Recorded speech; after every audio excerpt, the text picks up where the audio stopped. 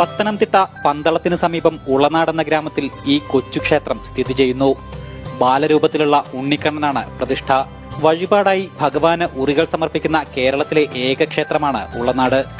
അഭീഷ്ടവരദായകനായ ഭഗവാൻ നിറവേറ്റിത്തന്ന ആഗ്രഹത്തിന് ഉപകാരസ്മരണയായാണ് ഭക്തർ ഉറികൾ സമർപ്പിക്കുന്നത്. എല്ലാ മലയാള മാസവും രോഹിണി നാളിൽ നടക്കുന്ന ആഗ്രഹലബ്ധി പൂജയിൽ പങ്കെടുത്ത് ഭഗവാനെ പ്രാർത്ഥിച്ചാൽ ഏത് ആഗ്രഹവും സാഫല്യമാകുമെന്നാണ് പ്രതീക്ഷ.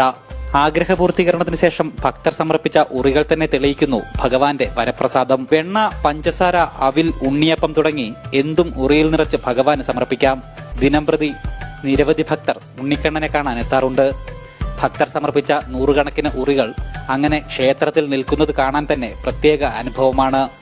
ആരെയും അമ്പാടിയെന്ന് തോന്നിപ്പിക്കും ഇവിടുത്തെ ദൃശ്യങ്ങൾ.